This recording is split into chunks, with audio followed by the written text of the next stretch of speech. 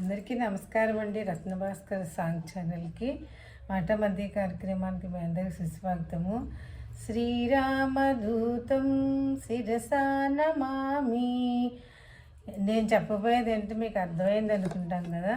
మన ఆంధ్ర తెలంగాణలో అడుగడుక్కి కనిపించే దైవం, అడుగడుక్కి కనిపించి మనకి ఆయన్ని తలుచుకోగానే భయం పోయి ధైర్యం కలిగేది ఎవరు? ఆంజనేయ స్వామి, పవనసుతుడు ఆంజనేయ స్వామి. ఆయన కర్ణాటకలో కూడా ఆయన్ని బాగా కొలుస్తారనమాట. మనకు మళ్ళీనే మన ఆంధ్ర రాష్ట్రాల్లో కర్ణాటక ప్రజలు కూడా ఆంజనేయ స్వామిని ప్రతినిత్యం కొలుస్తూ ఉంటారు.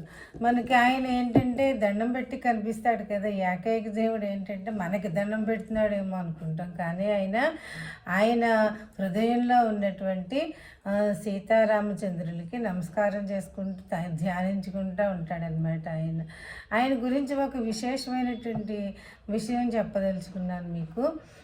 ఆయన ఒక ఊళ్ళో పొద్దున్న ఒక రూపంలోను, మధ్యాహ్నం ఒక రూపంలో, సాయంత్రం ఒక రూపంలోనూ దర్శనమిచ్చి అందరినీ అలరిస్తాడు భక్తులు. అది ఎక్కడంటే కర్ణాటక రాష్ట్రంలోని బీదర్ జిల్లాలో ఉన్నటువంటి చాల్కాపూర్లో అది గుడి ఉందన్నమాట. ఆంజనేయ స్వామి యొక్క గుడి ఉంటుంది. దాంట్లో ఏంటంటే ఆయన పొద్దున్న ఒక రూపంలో, అంటే పొద్దున్న ఏంటంటే బాలుడి కింద కనిపిస్తాడు, మధ్యాహ్నం యువకుడి కింద కనిపిస్తాడు, సాయంత్రం వృద్ధుడి కింద కనిపిస్తాడనమాట. ఇలా ఎందుకు జరిగిందో కథ ఏంటో మనం తెలుసుకుందాం. పూర్వకాలం ఏంటంటే త్రేతాయుగం నాటి దేవాలయం ఉంటుంది. త్రేతాయుగంలో ఏం జరిగిందంటే చాలికాదేవి అన్న ఆవిడ భక్తురాలు హనుమంతుడికి. ఆవిడ కొండ మీద, అక్కడ ఉన్నటువంటి కొండ మీద కూర్చుని హనుమంతుడిని ధ్యానించుకుంటూ కూర్చుందిట. అప్పుడు ఏంటంటే రాముడికి రావణుడికి యుద్ధం జరుగుతుంది. ఆ యుద్ధంలో ఇంద్రజిత్తు ఉన్నాడు కదా, రావణాసుడి కొడుకు. ఆయన ఏం చేస్తాడంటే అస్త్రాన్ని వేస్తాడు వీళ్ళ మీద, రాముడి మీద, లక్ష్మణుడి మీద. లక్ష్మణుడు మూర్చపోతాడనమాట. అప్పుడు వానర వైద్యుడు చెప్తాడు, సుషేణుడు అని ఆయన, ఇక్కడికైనా మూలికలు తేవాలి, మూలికలు తెచ్చిన సంజీవని పర్వతం అని ఉంది, దాని మీద మనిషిని బతికించే మూలికలు ఉన్నాయి, అక్కడికి వెళ్ళి తేవాలంటే అప్పుడు రాముడి యొక్క ఆజ్ఞ తీసుకుని శ్రీరాముడి యొక్క ఆజ్ఞ తీసుకుని ఈయన ఆంజనేయుడు అక్కడికి వెళ్తాడనమాట. వెళ్ళి సంజీవని పర్వతం దగ్గరికి వెళ్ళి అక్కడ చూస్తే ఆయనకి ఏ మొక్కో ఏంటో అర్థం కాదనమాట. అప్పుడు ఇంక సరేలే అని చెప్పి టైం వేస్ట్ అవుతుందని చెప్పి మొత్తం ఆ పర్వతాన్ని అంతా కూడా చేతితోటి పట్టుకుని, మన ఫోటోల్లో చూస్తాం కదా, చేతితో పట్టుకుని ఎగురుకుంటూ వచ్చేస్తూ ఉంటే చాలికాదేవి తపస్సు చేసుకుంటూ ఉంటుంది కదా, అక్కడ ఓ ముక్క విరిగి అక్కడ పడుతుందట. అప్పుడు ఆ చాలికాదేవి చూసి ఆయన్ని ప్రార్థించి, మీరు ఇక్కడే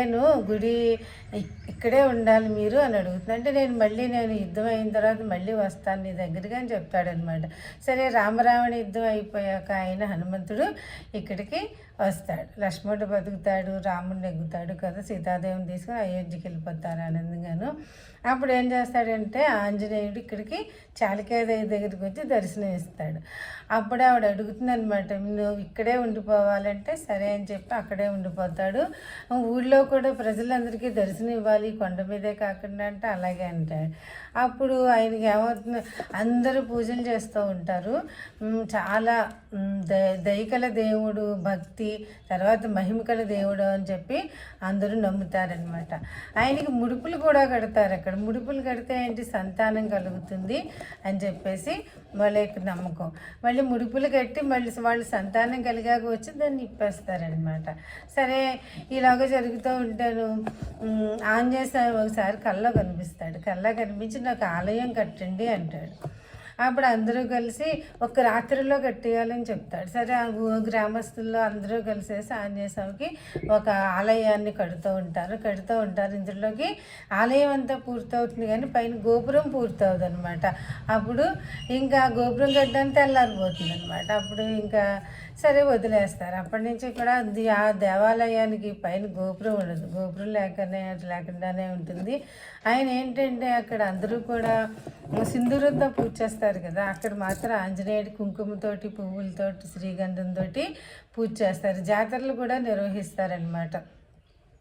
ఆయన ఏంటంటే పొద్దున్నేమో బాలుడి రూపంలో పూజిస్తారు, మధ్యాహ్నం యువకుడి రూపంలో పూజిస్తారు, సాయంత్రం ఈ ముసలి రూపంలో పూజిస్తారు అన్నమాట. వాళ్ళకి చూసేవాళ్ళకి వాళ్ళ భావాన్ని అనుసరించి వాళ్ళకి అదే రూపంలో ఆయన దర్శనం ఇస్తాడు. ఇదన్నమాట విచిత్రం. అటువంటి ఆలయాన్ని మనం ఎక్కడా చూడము. ఇదన్నమాట ఆలయ చరిత్ర. మీరందరూ విన్నందుకు కృతజ్ఞతలు. Thank you.